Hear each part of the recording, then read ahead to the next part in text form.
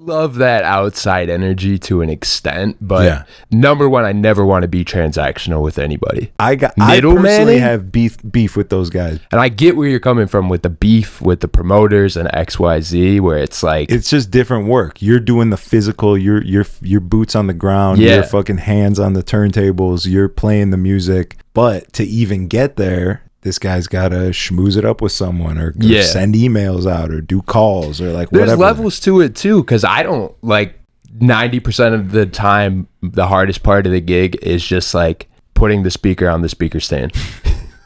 That's the clip right there. They need to make lighter speakers. Come on, dog. You just need a little protein. I mean, I do, dude. That's why I'm drinking the long drink, man. Need a little. All right. Battle raps cause I've shaken grown men to the point that they can't even face their own friends. That's why they rhyme about jewels, not life, cause the ice on which they skating is so... Welcome back to the Party with Strategy podcast, a rare Thursday evening filming. Luckily, the work that's getting done in the basement just ended. It was going to be funny. I was going to have him just like banging and shit and pretend like I didn't hear it. And then when you asked about it, I was just going to be like, I don't even Just have a bunch of clowns come out. Like, for real. Yeah. Hit you with the Eric Andre. Yeah. But I appreciate you. Thanks for coming. This is like, we met about 4.5 minutes ago for the first time. Yes. It's been lovely. I seen your Will It Creed on TikTok, and I really enjoyed your mustache. I said, this looks like a guy that I feel like I could bond with. I needed to get a pod in last minute because I'm not going to be here on Monday. I'm going to the fiance's father's lake. Ooh, where at? I'm just going to be on his boat. It's near Peoria. Oh, really? Central Illinois. I thought it was going to be up north. No. That's crazy. He's central. I didn't know they had lakes out there. Yeah, it's a little, nothing crazy. Yeah, just a little body of water. It's like off the river though, because they have like those giant Asian carp down there. You know what I'm talking about? I have no idea what you're talking It's about. It's crazy. You look like you know about Asian carp. I know a little bit about Asian carp. You do look like you have Asian carp knowledge, and I want you to bestow it upon me here. But dude, that Asian carp, they're an invasive species. We're trying to get them out of the rivers. They gotta go. That's incredible. So thank you for coming, and I hope you guys enjoy. But shouts to my boy AIRRO in the building. How you feeling? I feel great. Yeah. You're locked in, I'm locked in. I got a regular Thursday night thing going at Tin Roof. Oh, nice. It's over in Wrigley. Okay, yeah. It's a whole different vibe though, because I do like cover band stuff as well. You play in a band? Yeah. What do you play? I play bass and I sing. Nice, Yeah. bro. So your residency is not DJing, it's playing the bass. Playing, yeah. Fucking tight. It's like different things. It's like everything. Honestly, it's like one opportunity kind of like overlaps into the next one. You know how it is? Yeah. Like it's like you just vibe and you get your energy from that, and then all of a sudden people come and ask you. Like, this is crazy. This Sunday, we just got asked to do this like 2 days ago, but we did something last Sunday. It was like a private party at another bar on Wrigley. We were playing, and it was like all these Irish people. It's like an exchange program. So all these college kids just come in and just like completely tear up the bar. Yeah. And like, it's kind of fun, kind of not. I know those Irish kids. I used to work at Butch McGuire's, and they would come, like, they come for the summer. It's like a visa thing or something. Yeah. They come for the summer, and they try and get jobs in the bars, and they go to all like the Irish pubs first, obviously. Yeah. So there would always be one of those kids working at Butch's. And they do the most. They do a lot. I mean, they're college they kids. do a lot Like, of I drinking. get it. Yeah. They They're do a lot of drinking too. They're a little reckless. Yeah. But sometimes you need that. You know what I'm saying? You got to stay on your toes sometimes. Yeah, I did feel that last Sunday, because I feel like there's a lot of Thursdays where, because the bar's like right next to the stadium. Yeah. So we get a lot of like baseball crowd, you know? So it's like on a weekend, it'll be pretty rowdy. On a weekday, like peak, we'll probably have like 50 people there, which is great. Yeah. But dope. again, like pretty diverse crowd. Like you'll see some old guys, you'll see some like college kids. But when I was in that room on Sunday, I was like, oh, like this is what that feels like, you know? Yeah. Because like max age is probably like 25, and everybody's just like feeding off of one another. Yeah. And when it ended, because our set was only 2 hours, then they had a DJ on after us. You know which DJ it was? I don't know.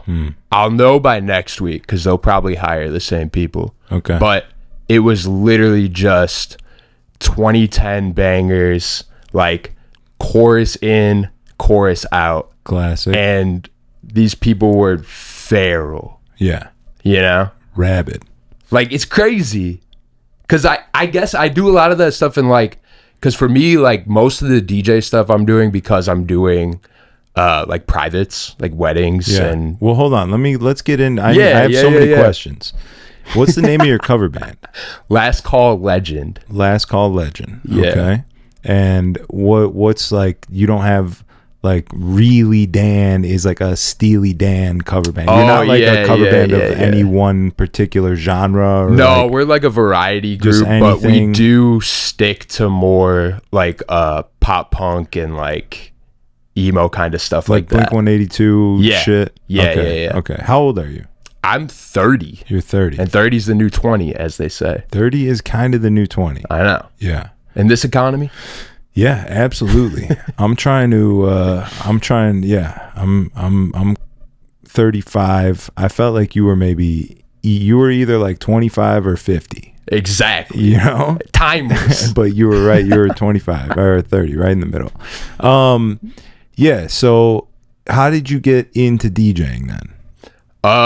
Honestly, I took a class in college. That's like a lame thing to say, but It's pretty lame. I did the same thing. Yeah. To be honest. What but college? the guy straight up was like, yo, like, you don't know this right now, but like, you're going to be able to pursue whatever you're pursuing as a passion, and you're going to DJ like to pay your bills. to make money. And I was like, that's bullshit.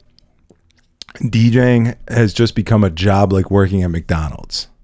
Especially now, man. Like, It's so fucked. have you seen that thing with that? Hold on. Hold on. Let me unpack this. This is the college professor that's teaching how to DJ that's telling you this. Yeah, like dude. this is not an art form that you should love and cherish. This is just a means. This is just a place to clock in and collect a check. I think that his point was that like whatever you think your aspiration is, you're going to have to pay your bills in the meantime. Yeah, and DJing is just a stepping stone to get to the actual goal. But the reason for that is like we weren't DJ majors.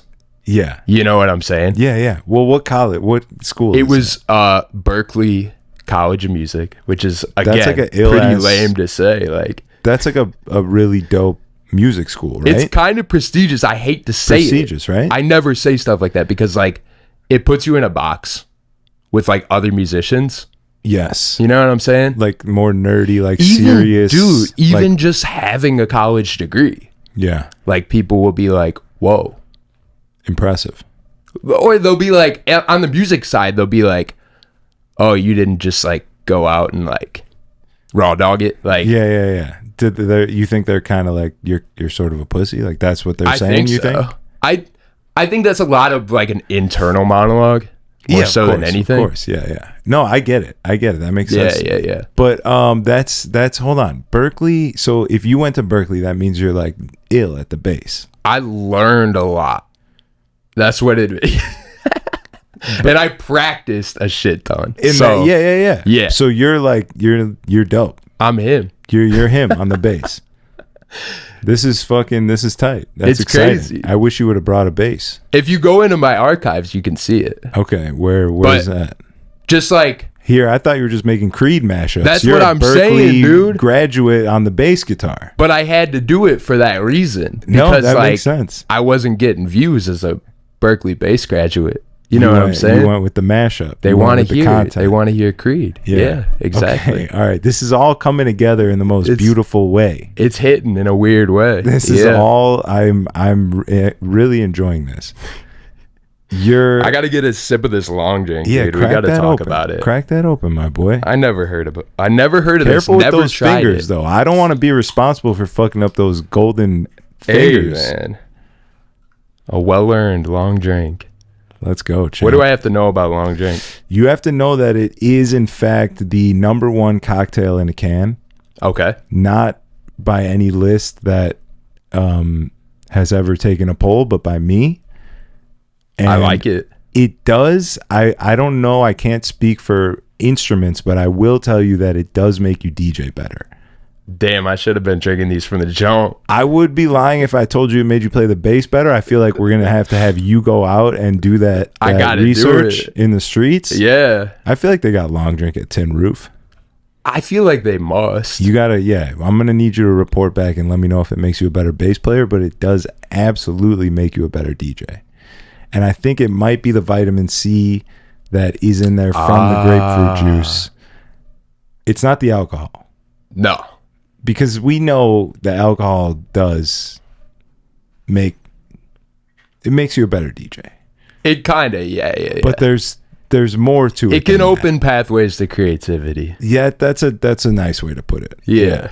That's the scientific way to put it.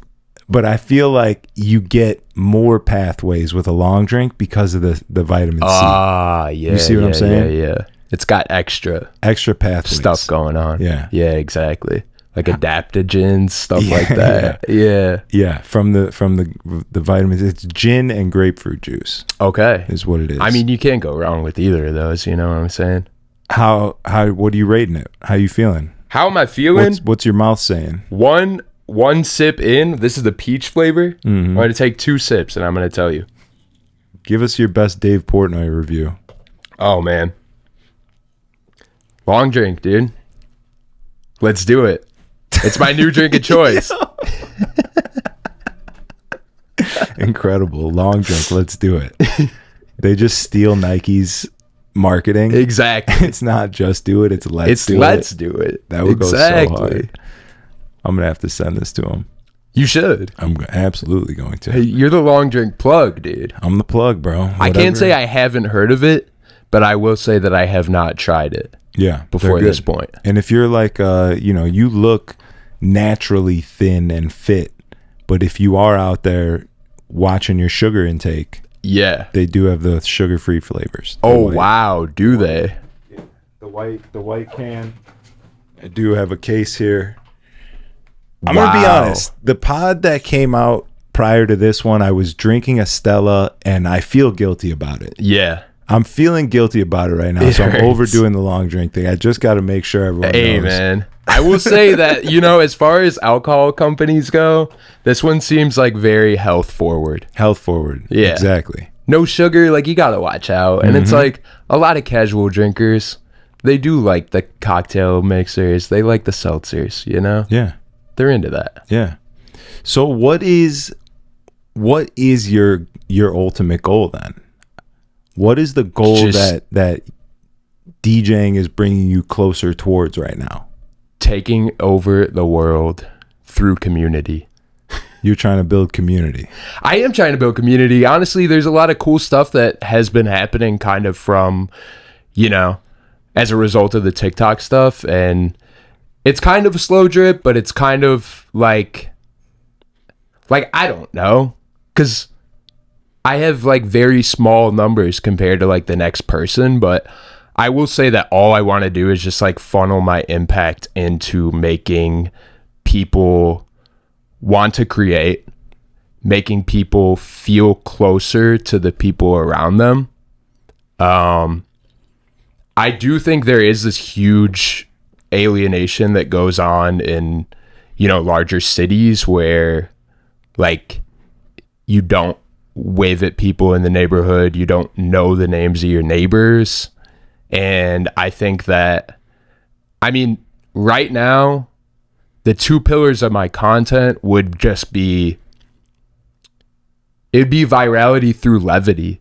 Like if people are seeing the stuff that I'm making and like it's making them chuckle, making them smile, like it's gonna make their day a little bit better. If they know I'm from Chicago, like I just recently did like a emo day pop-up and like it was cool. Like 30-40 people came out. We had like less than a week to promote it. So as a DJ? Yeah.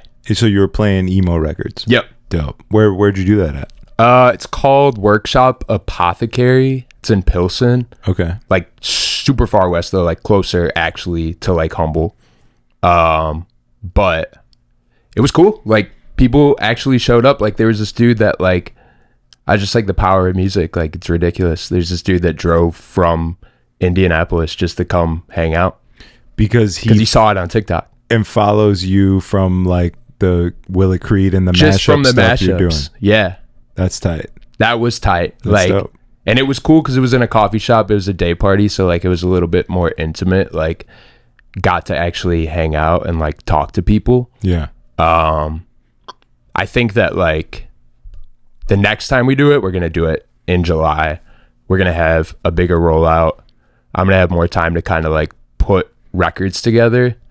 But again, like for me, like I'm sure you could suss this out just from like reaching out to me is like it is irreverent. It is just like silly, you know, and part of the internet just necessitates that, you know. Like I can't do the cool thing, you know. Like I've tried to do the cool thing and like it's just like doesn't resonate with my identity so much, you know. I feel you. I remember a time when like me and Dolo were making content and doing shit. My boy Dolo, who I had this internet show with, and we DJed together every Friday night, and we had like the Strategy and Dolo show was our brand. What was I saying about Dolo? Just talking about not trying to be a cool guy. Exactly. Sorry. I might have gotten a little high. Hey. Yeah, that was our thing. Is like everyone had the press pics with the sunglasses, and everything was about being cool, and like the scam artist guys were popping, and they were all super cool with the fucking designer shirts on and shit. And we were kind of like, that's not what we want. Like we're going for comedy, we're going for slapstick, we're going for stupid. Yeah, we're going for like out of the box. So I definitely relate to you on that. Right, and that translates to like the stage show stuff we do too, because like we'll do like dumbass just like choreography shit with all of our like songs, and like people would just be like, oh, this is goofy, you know. Like bought a couple like bubble guns off Amazon. Like people eat it up. Bubble guns are a good time. They're into it. Yeah, you know, it's a good time, especially like you have a couple long drinks in you. You got a couple long drinks, the bubbles start tasting good. That's what I'm saying. And they try to taste them. Like that's the thing. Yeah.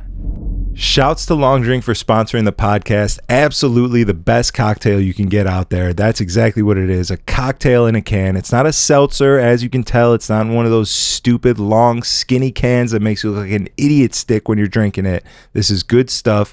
Anyone I give one of these to ask me what it is, where they can get it, and why they haven't had it before. I'm putting people on.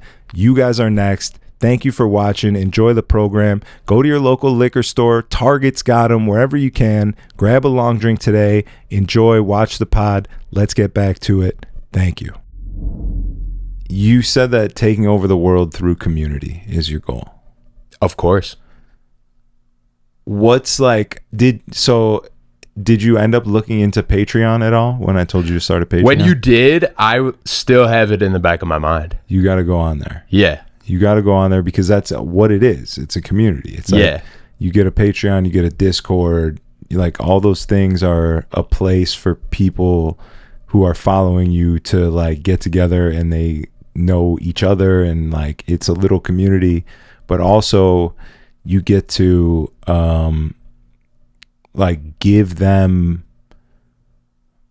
what they're looking for, you know. Like when I follow someone on Patreon because I like their content and I want to see more, I want to see the bonus content, or I want to whatever, like I'm looking for what is inside of these people's brains, you know what I'm saying? This dude that drove from Indianapolis to come watch you play music at a coffee shop, like I could guarantee you he's interested in what else you have going on in your brain. Right. Like, you know, sign me up for the extra shit. I want to see the shit that is not maybe ready to like release to the public, but it is something that you would put on a Patreon or something like that. You know what I mean? Does that make sense? No, it totally does. And yeah, like my first thought after seeing the Willie Creed shit is like, I want to play some of these. Yeah. Because it would be fucking hilarious. Yeah. So where can I get them? Right. You know what I mean? That's why I was asking if you were putting them out, or do you play them out? Like when you did the coffee shop pop-up? When I did the pop-up, I played them out. The thing is, like, it's relatively, like, all that stuff is, like, relatively new. Because I didn't necessarily, like, see or foresee, rather, that, like, it was going to catch on, you know? Yeah. Like, I'm just like, oh, this is more dumb stuff, you know? And that's the story of building any type of brand, any kind of, like, content, is, like, you just do it over a course of time. And sometimes, like, now I'm just, like, so banked on it that, like, I don't have time to see the flops anymore. Mm-hmm. Like, I don't see the numbers like that. But before you get, like, any video, like, kind of pop off, you're just kind of like, oh, why the heck am I doing this? You know, why am I posting, like, literally every day, you know? And I mean, I've had some time away from it now, honestly. Like, I just went out and, like, did some IRL shit, like, because I have a Buffer, which is like a scheduler. So I made enough videos in a day for, like, a month and a half. God damn. And wait, pause on that. I just put them up. Let me put a safety pin or a pin in that real quick. Yeah. You made, in one day, you sat there and made enough mashup videos to go up for a month. One day every month, you made 30 videos, essentially? That's what I did, yeah. And did you have these songs that you were mashing up already laid out? Or are you just sitting there and cooking, and then when something sounds good, you're like, oh, I'll record this? Like, what's the process there? I have a couple ways of doing it. Number one is just, like, a gift from God. You know, you got the ear. If you just have, like, deep, like, knowledge of records, which I don't think that I do, but I do spend a lot of time, like, listening. But if you're, like, at Target, which we don't go to Target anymore, why is Target? It's a no-go. They say it's not cool anymore. Because they rolled back their DEI program. Oh, you're done with that. Well, you know what? Like, at first that was that. And now it's more like conscious consumerism. Okay. Because when I stopped going to Target, I realized how easy it was to not go there. What? I used to go there once a week. And what have you supplemented in for the lack of Target? Man, that's what's crazy is, like, I'm just buying a lot less. Like, because every time you go to Target, you got to leave with, like, one little goodie. Oh, yeah. For yourself. At least. You know? At least. Yeah. Or just being like, you go to, like, the Chip and Joanna Gaines section, and like, you want to make your house a home. So you're like, I need this Dutch oven. Yeah. You know? And then it just sits and collects dust, you know? So, I mean, that's real shit. Yeah. It's just like consumer consciousness is like, you got to know where you're going, you know? Like, that's why I'm kind of lucky. We're kind of lucky we're seeing, like, the demise of, like, a Guitar Center or something, you know? Because if I see a lot of stuff that I could touch, I'm way more likely to buy it. And that's another thing that's crazy is, like, the only thing that I make X amount of dollars a year, all on a Rev 1, you know? $200 controller. And people think that they need, like, the James Hype setup, you know?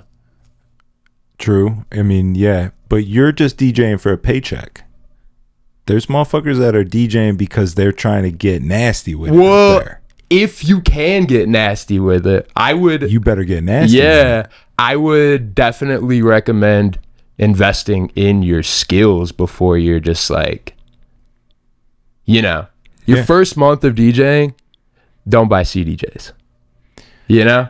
Yeah, I agree with that. You feel me? Unless you got a bunch of money, if your dad, like, gives you a bunch of money every month, then go buy some CDJs. Yeah, fuck it. Yeah. No, you that's actually that's not bad. That's not bad, dude. I mean, honestly, I met a lot of people in the industry where they're just like, yeah, like, I was doing finance, I was, like, at, like, Merrill Lynch XYZ, and, like, I just remembered when I was a kid and I liked going to, like, the rink, so now I started, like, a DJ company and they just like hire people out, and some of those guys are really cool. Yeah. So I know you don't follow this podcast, and I would never expect you to, but I've seen some of it since you've asked me though. Yeah. And I appreciate that, but I will fill you in. Like and not that this has to be, you know, a blemish, a blunder. I don't know what the word is, like, on our relationship, but I'm a fucking DJ. Like, You're a dog? My end goal. I don't have an end goal other than I love DJing. Yeah. And I want to fucking do it all the time. And I love it. And it has given me so much. And like, I'm all about fucking DJing. You're a real one? I'm a real one. I'm out here. Yeah. You're out here taking the freebies? I'm out here taking the freebies. I'm taking everyone's shift. If they're not good enough, I'm coming for your shift. Ooh. That's all I'm saying. Ooh. But there is a bit of a lack of respect that I have always had on this podcast in particular, because you zhuzh it up a little bit. It's entertainment, right? We're having fun. We're having fun. On like a local booking company, kind of like how you just described, like some guy who's good at finance, Yeah. who gets DJs booked so that he can take their money because he's good at finance. Yeah. You know what I'm saying? Like, these I've guys. lost a lot of money. How so? Just every time you see the splits. The splits Right. are usually right down the middle. You're talking for a gig that somebody else gets you. This guy's got a company. You work for him as a DJ. He gets you the And gig. he's taking 50 points off for it. You go do the gig. He gets 50%. You Yeah. get 50%. Yeah. And you think that's not fair. You ebb and flow. I guess it depends on the situation. But like you're saying, if you have beef with people who are I personally have beef with those guys, but I'm a different human. You know what I'm saying? There's people like you who are like, yo, this guy's doing everything. He's talking to the people. Right. He's collecting the check. He's doing the W-2s. He's providing the equipment, Right. whatever it is. And then you just get to go and it's very easy for you and you guys can split it down the middle. If that works for you, I'm not mad at you. You know what I'm saying? But here's my question I would pose to you is like, how long did it take you to build the network that you have? Because like, I'm in the house a lot of the times. I just want to stay in the house. Exactly. That's the thing. Exactly. I don't go outside like that. That's a big part of it. That's a big part of it. There's people that feel that their time, because they have a different end goal, they want to be a super producer. You want to be John Summit. Right. Your time is better spent inside the crib making music. Right. Not going out and taking shots with motherfuckers and schmoozing and getting gigs and like, I love all that shit. Yeah. So You're the shots guy? I'm about that. I wouldn't call I don't want to be labeled the shots guy, so I'm not going to say that I'm the shots guy. But I do take some shots. Yeah. But I really do enjoy a schmooze. There's something nice to like the uncomfort of being outside and then settling into it and then having the conversation that you don't want to talk to this guy, but now you guys are talking and maybe he's a little funnier than you thought and you're connecting in real life with a real human. There's something nice about that. I love that outside energy to an extent, but then there's times where it's just like, okay, well, I'm not. Number one, I never want to be transactional with anybody, you know? True. So it's like, I mean, you as an outside person, like, how do you like go in for the kill? How do you say, yo, I'm on this gig? Well, there's like, at this point at least, where I'm at, I want to work with people that I want to work with. Right. There was absolutely a point where I said, I want to work anywhere and everywhere. Give me every dollar that's available. I don't care if you're a piece of shit. If you're paying me, I'll work for you. If I got to take a little bit of abuse, that's fine. You know, like I didn't, there was a point where I didn't care. So now if I meet somebody that I enjoy being around, I'm like, this person's cool. Let me stay in contact. Like, this guy has just value and not even in a transactional way, but just in a way of his spending time with people that are doing good things and like getting to a place where you would want to be, like you want to be around those people, you know what I'm saying? It's true equitable community value. Yes. Like what I'm trying to talk about. Exactly. Yeah. Yeah. Like you collabing with somebody else puts you both in a better position. Yes. It's like a positive sum game. Exactly. You know? And I get where you're coming from with the beef with the promoters and XYZ, where it's like it can be a negative sum game because like you're doing all the work from one perspective, you know? It's just different work. You're doing the physical, your boots on the ground, your fucking hands on the turntables, you're playing the music. But to even get there, this guy's got to schmooze it up with someone or send emails out or do calls or like There's whatever. levels to it too, because I don't like most of the stuff that I do is privates and weddings. Yeah. And like 90% of the time, the hardest part of the gig is just like putting the speaker on the speaker stand. Like, that's the clip right there. That's the clip. They DJing need is lighter not hard. speakers. Like, they need to make lighter speakers. Come on, dog. You just need a little protein. I mean, I do, dude. That's why I'm drinking the long drink, man. You just need a little peptides, dog. You'll be good. I mean, I got a set of Mackies. I got a set of Mackie 15s, Thump 15s.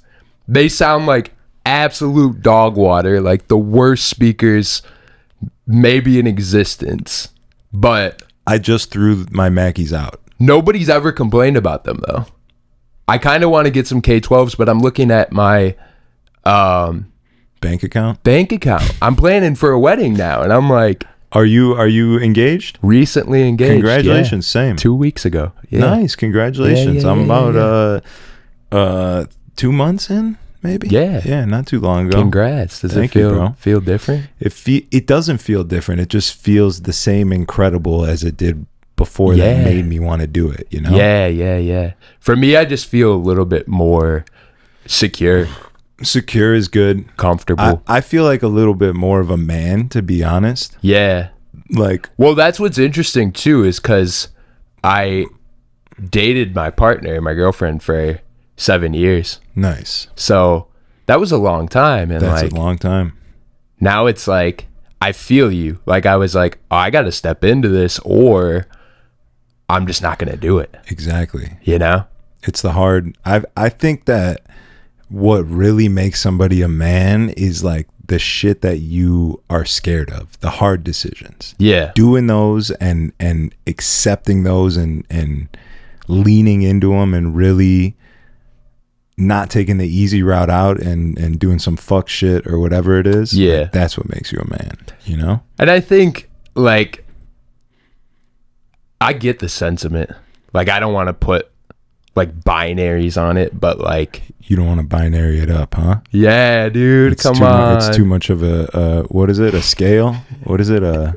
It's a spectrum. It's a spectrum. Yeah.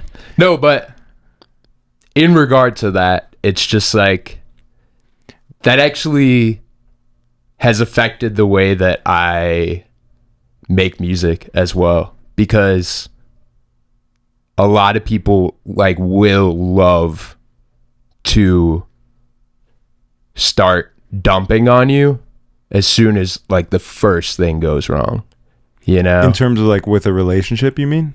With that, yeah. And with like your professional relationship, you know, like I've been playing music since I was 12 years old, and like I have hated it in cycles, like too many times to count. But I wasn't ever like, this is too much, I'm gonna give this up, you know? It's like you can get in a fight with your partner, you know? It's like you're not gonna be like, I think that for like engagement for sure, and just like being married, not that people don't get divorced, but like you're just gonna be like, hey, I'm not running away from this anymore. And like I feel the same way with my professional relationship, because like a lot of the times you can just be like, hey, that was a bad gig, like fuck this, I'm never coming back here. Facts. Yeah. I feel that. I see what you're saying. Yeah. I gotta pee real quick. You gotta pee, or you need any more drinks? I'm or chilling anything? right now. Yeah. Long Drink is a legendary Finnish favorite that's been around since the 1952 Summer Games. It's a deliciously refreshing blend of premium liquor, natural grapefruit flavor, and just the right amount of carbonation. Honestly, this is the stuff right here. White is sugar-free, blue is citrus, orange is peach, red is cranberry, black is extra strength, and they're all fire. New flavors dropping soon, so watch out for those. And they're just the best sponsor for this podcast. So the next time you're tuning in, make sure you crack open a Long Drink. Enjoy one while you're watching the show, because good vibes deserve great drinks. Let's go, champ. We're back to the episode. Thank you guys for watching. We'll see you next time. All right, sorry. We're back. Oh, no, you're good. Yeah. We're locked in. We are We're committed. locked in. I don't want to make you uncomfortable with my binary talk, but I personally do feel like a man, and it makes me feel like I'm fulfilling my role when I do those things. No, I feel like that makes sense. Like, you feel like you can, like, for me, what it makes me feel like is like I can show up better for the people around me. Yeah. You know? Community. Yeah. Yeah. And what's your role in community? You know? Exactly. That's what I'm saying. I feel like I'm fulfilling that role. I feel like that's my role. Now, don't get me wrong, you know, if I listen to Girls by The Dare, or if I listen to No Broke Boys by Disco Lines, do I feel a little gay? Do I want to just get gay a little bit? Do I want to take my shirt off and start getting weird? Absolutely. Right. It's a spectrum. Well, see, I don't know. You might be onto something. It'll just hit you in just the right way, you know? I took my girl to see Charlie at the United Center. XCX? Yeah. How was that? It felt pretty gay. Yeah? Yeah, you But know like what I'm in saying? the best way. Yeah. Liberating. It's cathartic, yeah. And like, why does Charlie make you feel gay? Because like for me, it's listening to these men's music that makes me want to make out with them a little bit. You know what I'm saying? Yeah. I guess it's more queer than it is gay. What's the difference? Well, I think queer is just like the overall encompassing spectrum. Like, if you're not... Queer is the spectrum. I think so. Like, if you're a little bit... Like, dude, people say that, like, if you're metrosexual, then you're queer. You know what I'm saying? So, like, a guy that just, like, looks nice, you could consider them queer. Okay. Like a good-looking guy. Guy that takes care of himself, you know? Takes care, like clips his nails. Extra skincare, extra steps. Gets his eyebrows threaded. Yeah, exactly. He's a queer. That's what they say. That's what they say. No, but it felt cool to be in a space where like the United Center. Yeah. Where there's a lot of people who are queer presenting who feel empowered by that music. And having everybody else around him and enjoying the music all at the same time. Yeah. Because that's the thing. It's, for me, like, I'm white passing. I'm straight passing. I am actually white. What is passing? What is... I am white, but I am straight passing, you know? You're gonna definitely have to break this down for me. Okay. What is the difference between white and white passing? So, my fiance is actually white passing. Okay. Her dad is Pakistani and her mom is white. But she looks white. So she looks white. And she's white passing. So she gets to enjoy the privileges of whiteness, even though she's Pakistani. And then she gets to enjoy the privileges of whiteness, even though she's Pakistani. To say that so you think that Pakistani people don't get to wake up every day and have a good time? Well, they could. Depends if they're in Pakistan or America, right? Well, I mean, that's the thing. Yeah, exactly. They passed a law. Wait, this is crazy. This is crazy. White passing is crazy. Hold on. Let's unpack it. Let's get into it. What are we talking about here? No, but the thing about that is, like, do you know Do you know the concept of like the caste system in India? Yeah, it's by like The color of your skin. oh, I thought it was by financials. I thought it was by It income. is by that, Class. but it's Class. it's both. So like when the game started, the people who were in the lowest caste had the darkest skin. So now you can say once the game has gone on, it's similar to slavery, right? Where it's like these people who were not people of color had an extra 400 years to invest. So like if somebody is a black billionaire today, they have defied the odds of their circumstance. Okay. You get me? And I feel that you're saying that all these white people had a head start, Yeah. and for a black dude to be able to catch up and get to the billionaire status is more impressive because he's had such a late start. That's it. Right. And I'm not the guy to speak on it, but in regard to like the caste system, like they just passed a law in California that said like you can't discriminate on caste because an Indian person tried to rent an apartment from an Indian landlord and they went and did a background check and they went back to India and they saw what caste he was in and they were like, we can't rent this apartment out to you. And I think that just like violates the, But foundations of what it means to be an American. That's Indian on Indian crime. That's what I'm saying.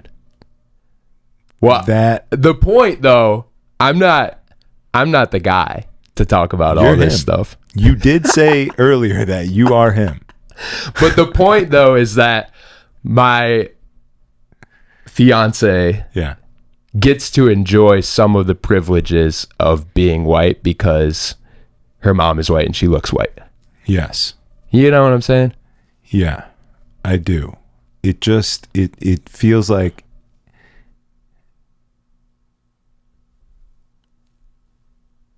like there's also privilege in being Pakistani though. To an extent. Like I feel like everyone has their own privileges. Like everyone, like, it's like the stats on a video game character when you're picking them. Yeah, like yeah, one's got yeah, a little yeah. more speed, one's got more power. Usually if you have more power, you have less speed, and then there's like stamina, like there's all these marks. I feel like every person has value. That's true. I feel like you're devaluing, not you personally, but this concept like devalues other people in Yeah. its yeah. you know what I'm saying? Does it feel that, or is it just me? It could just be me. Well, I don't know. It doesn't feel like that for you, right? Well, to me, I just feel like the reason why that is just because like white culture has been the dominant culture of America for most of its history. Yeah. The dominant force of oppression, I guess, Yeah.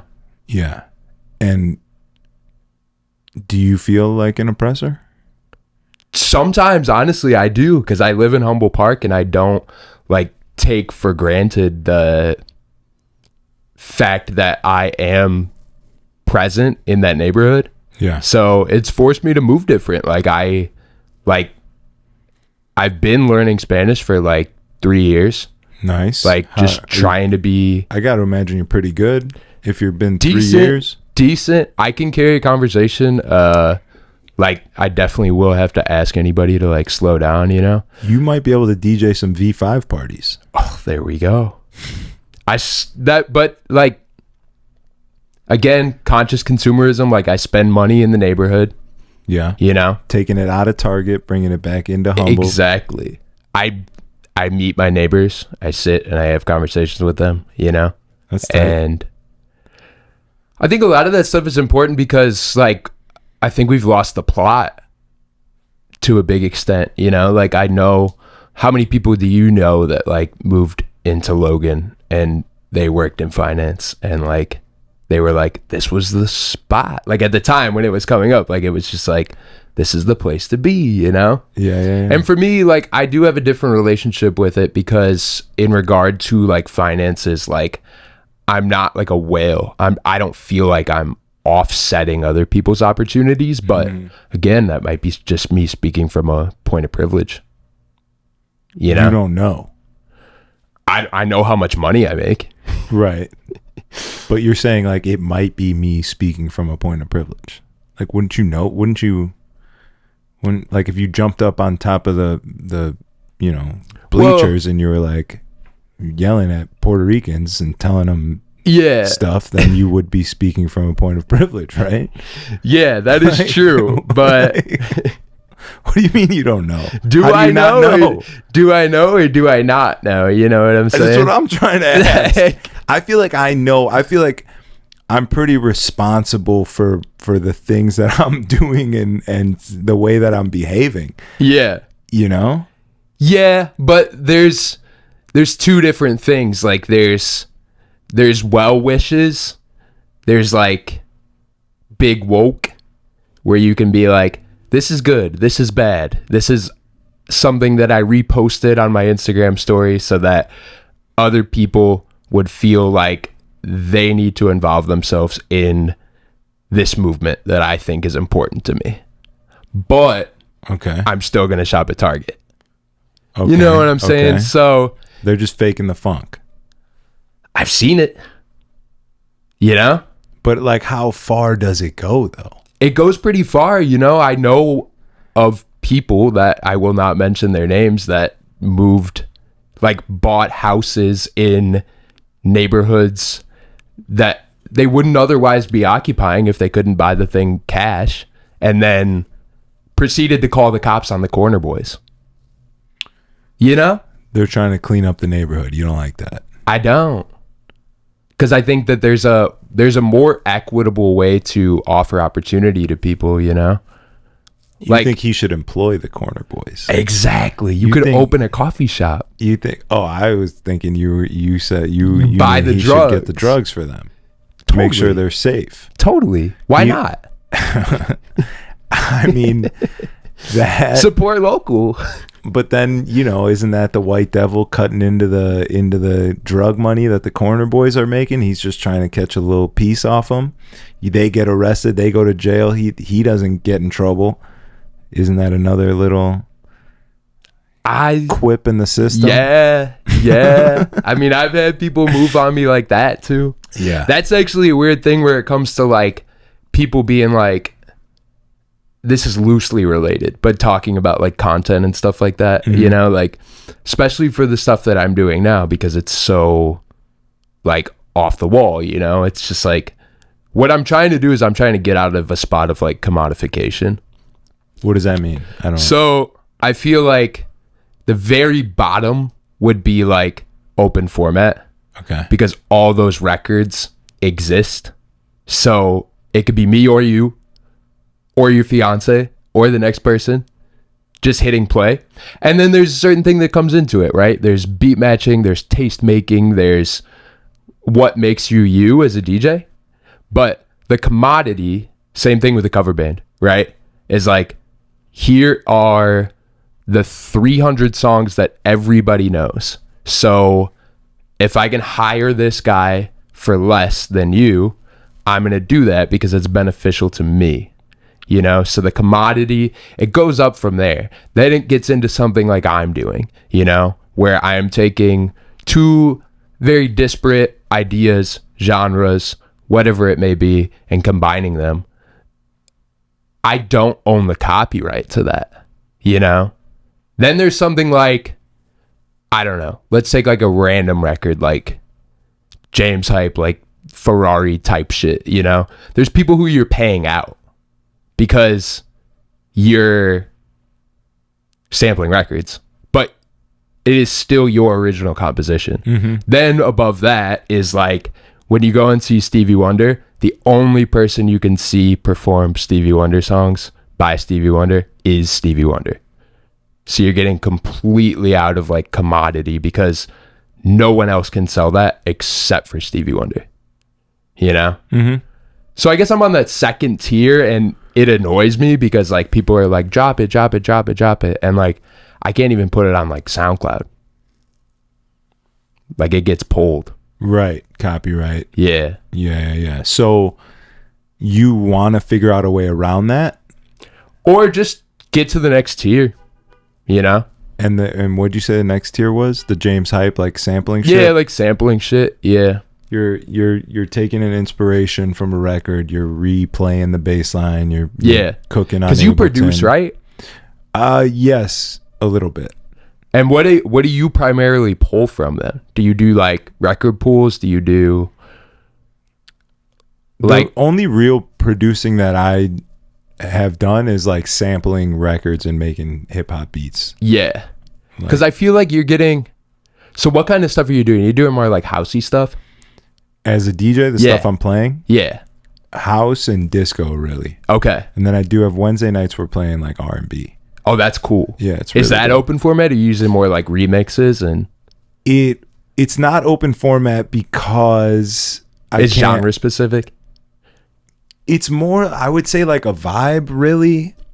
Sort of a genre. I mean, like R&B is definitely the main genre, but you know, there's a big difference between a SZA record and a K Tronada record, but they're both kind of R&B.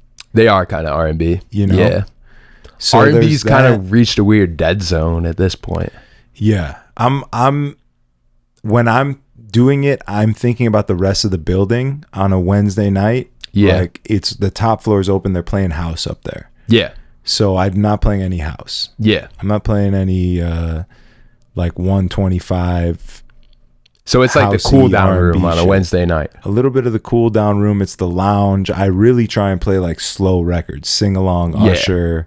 Yeah, Keisha like Cole, 90s stuff. 90s, early 2000s. I'm trying to really keep a good sing along vibe in there, something that you're not going to get anywhere else because they will allow it. And it's like, well, that's crazy. You know what I'm saying? Yeah. It's crazy to play at a spot and not have them be like, yo, we need this Lil Baby record right now. Yeah. That's the thing, dude, is like, speaking of commodities, I feel like I just might be like stepping into like my 30-year-old self, but I don't know. I don't feel like I hear a lot of new records that like get me going like that. Yeah, for me, there's a lot of house. I'm loving the house. Yeah. Disco's having a resurgence right now. Yeah. But that's more like housey disco stuff, or just disco in general. Like the shit that Dom Bresky, Disco Dom's playing is more housey for sure. Yeah. But there's these rooms that people want to hear disco, and you could play classic shit and they're fucking going crazy. And they'll still hit, even if like the kick is not hitting. Like you play a Prince record. There's a lot of re-drums and edits and re-drums suck. Quantized shit. Re-drums, if it's like a good re-drum where you can't really tell. Yeah. I feel like a re-drum, to me, when I think of a re-drum, is like some recognizable beat slapped over something else. Yeah. And it's like, you know this beat and you know this song and here they are together. See, when I hear re-drums, it's just like, okay, we're going to load this into a DAW and we're going to put like studio drummer on it. And we're going to hit like rock number 2. And it's just going to go. I don't think I've ever heard like a rock re-drum. Oh, dude. I've only heard like either the hip hop world or like, you know, some club shit. Yeah. But they do a lot of like rock and like country re-drums because the drums didn't hit. Yes. You know? Like that's what I'm saying. Like if you drop a Prince record, like people don't feel it in their bodies. Yes. Because the way it's mixed. So that's the re-drum that I would play is it just gives that kick more of a hit. Yeah. Rather than like putting this whole other beat over this Prince record. Right. To change the vibe a bit. It's just to pump up the way that it comes out of the sound system because it's outdated. Yeah. Yeah, exactly. Yeah, for sure. The sound I feel systems, that. dude. It's hard to mix songs like that. You know, it's hard. Yeah. It's just, that's like some next level shit. That's not for fucking new DJs to just try and. You just gotta hit the bass swap, dude. That's all I do. The bass swap, yeah. But like if you were really playing in a club and had a group of people grooving to some shit that was made in 2020 and on, and then you went to go put the OG Prince record on. Oh yeah.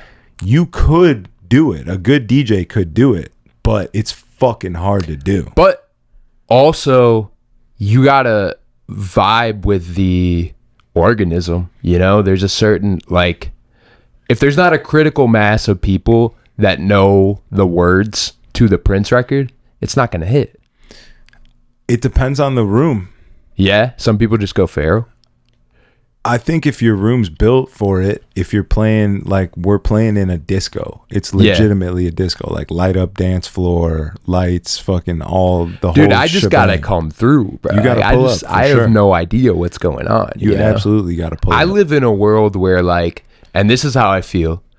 Last Sunday, I was like a little bit. I went home. I sat in my car before I went home, and I was just like on my salty shit because, like, it was just like, boom, 2010s. Like I said, banger, banger, banger, banger, banger, banger. And like, I live in a world where, like, I'll talk to a couple before a wedding, and they're like, they'll give you their list, but they'll be like, whatever you want to play though. And then as soon as you get there and you start the music, they'll be like, this wasn't on the list. And it's just like, what? Like, you know, weddings are hard just because, like, you have to, like, placate kind of everyone, you know? Like, so that's how I felt on Sunday. I was just like, dude, if I had a room full of 300 Irish people, like, you just hit play. Yep. You know? Yeah. It's wacky. It can get a little wacky. Yeah, it's definitely more high stress and more high pressure to do what one person wants done in the room full of a bunch of people, which is a wedding. Yeah. And then a nightclub where you're the one person, usually, unless there's some manager telling you what to do. Right. You're the one person saying what needs to be done in the room and doing accordingly to service all of those people in the room. Right. You know what I mean? And if it's live, it's live. Like, I don't know. The way that I feel about, like, again, the open format stuff and, like, again, just trying to placate everybody is, like, I did a wedding in the past couple weeks where, like, somebody put, like, Steely Dan on the list. And I was like, that's not going to hit. You need... Steely Dan's the shit. I mean, hell yeah, but for a dance floor, like... Did it hit? Nah. Bro, okay, so how about this? You're a young woke man. You're into the histories of things and not, you know, I read books. Culture vulturing a culture, right? Yeah, that's a thing. Don't come in and step all over it, not knowing what it is or where it came from and whatnot. Who's your favorite DJ? Who's my favorite DJ? Yeah. Man. That's crazy. Like, I wish I had, like, a better answer. I just, like, what's crazy is I'm so busy is, like, I don't really get down to a lot of DJs like that. You're doing your white privilege is showing right now. I know, dog. that's what I'm saying, because I dig into the records, but I don't really dig into the whole, like, your white privilege is on full display right now, dog. You better put that back in your pants. I know. I had to, like,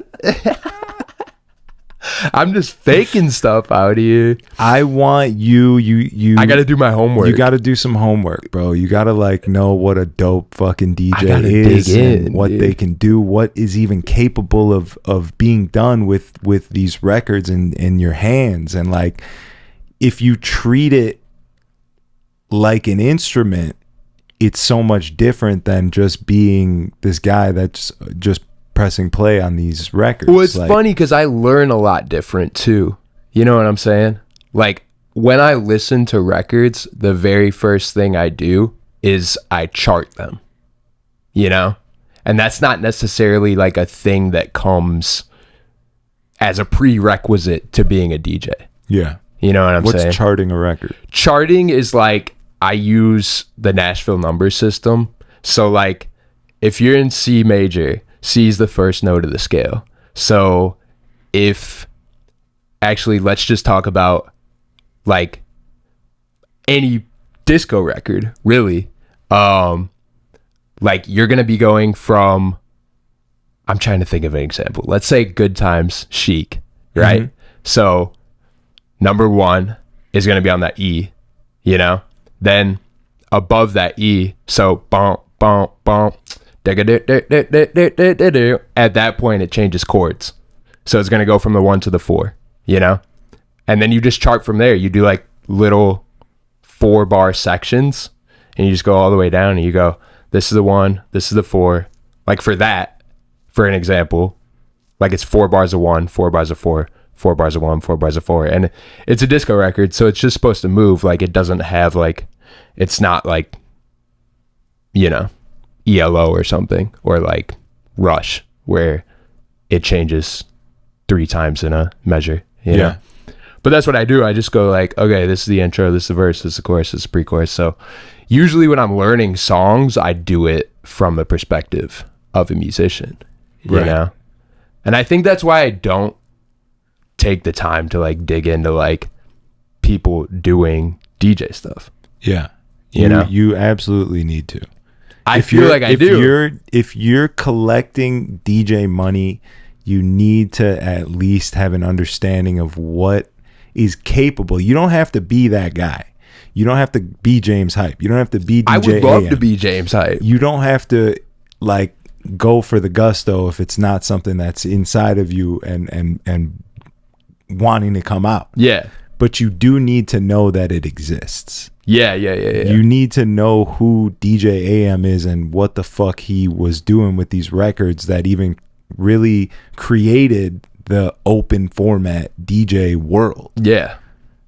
I've seen it. I've heard of it. My sister dated Flostradamus in her 20s.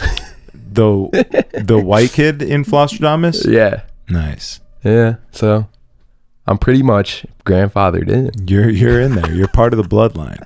Exactly. I don't know anything about it though. You need to know like Chicago DJ history a little bit. You gotta get in there, and I am fully here to help.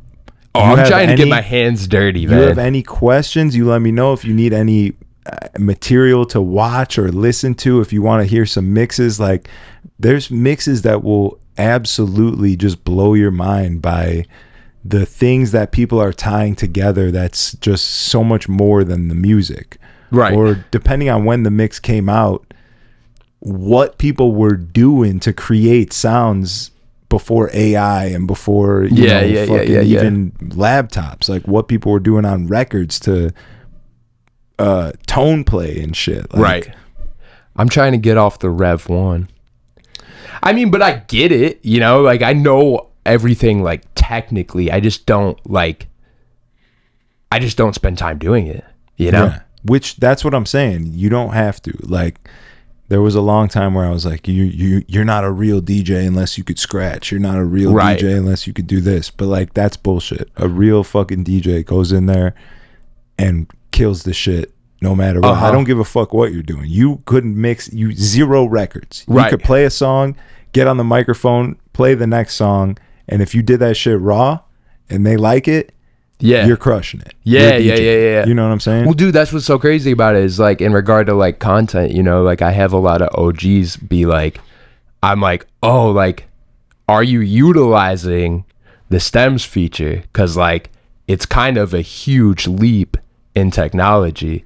And like they will tell me straight up that like in any number of words that like, you know, even like if they're not subscribed to my content, you know, like they're like, oh, well, you know, stems came out and now people are like putting things where they shouldn't be. And I'm like, that is literally my entire marketing strategy and it works. Yeah. So I don't know. I mean, I'm not in the place to like thumb my nose at anybody. And that's what you're saying. Like if you can rock a party, like you're doing your job. Yeah. You know? That's how I feel, at least for now. Yeah, until AI takes over, dude. I can't wait for AI to take over. It's gonna take all our jobs. We hate each other. We don't respect human beings. Once AI takes over humanity and human beings, people will start to realize are something to be cherished. You know what I'm saying? Oh yeah. Like someone doing something live in front of you, whether it be DJing or baton twirling at Cirque du Soleil, like Right. that shit's raw and it needs respect. It's the optimist take. I'm into it. The other way is just not great. Yeah, I mean, they just, take over and harvest us for the iron in our blood to fuel the machine. Type shit. Yeah, no, I feel you. But this was a dope pod. I didn't know what to expect. I like you. We obviously have different views and come from different places, but I enjoy speaking with you no matter what. So This is great. I'm about it. I'm glad we met. I'm glad we did this. I really do want to hold you to gaining some knowledge on the world of DJing if Yeah, you're gonna dude. be in it, making money on it. So This is only the very beginning of the conversation. yeah, whatever you need, let me know. Yeah. But I appreciate you. Thanks for coming through. I think I'm this really was- into it. I'm gonna be headlining EDC Yeah. 2 years. Okay. We'll put a marker. We'll put a timer on it. Yeah. Countdown. Start it. Because I'm excited. I'm ever the optimist, and I feel like, again, when it comes to radical community building, we got to be getting it from people who love the planet and the people on it. Mm-hmm. Not AI. Yeah. And not the billionaires, because that's how it is. Like, Yeah, they're not. They don't have a lot of love in their hearts. I mean, once you get that much money, like, Changes you. at that Changes point, everything. you would have had to, make so many tough decisions that it would just be hard to see the world for what it is, know? Yeah. So I feel that. I just hope that people just don't lose the sense of optimism that you have for the world. Hell Because yeah. I do think that, our best times are ahead of us if we keep our eye on the ball and do the work. Do the work. That's what I'm going to do. Hell yeah. All right. Well, thank you guys for watching. If you're on YouTube, like the video, drop a comment, subscribe to the channel. Algorithm activating activity. Let's go, champ. We'll see you next time. Thank you for coming through. Peace. Well, alright. Battle raps cause I've shaken grown men to the point that they can't even face their own friends. That's why they rhyme about jewels, not life, cause the ice on which they skating is so thin. That's what I love about the human soul. It'll usually show when the truth ain't told. Use a lie.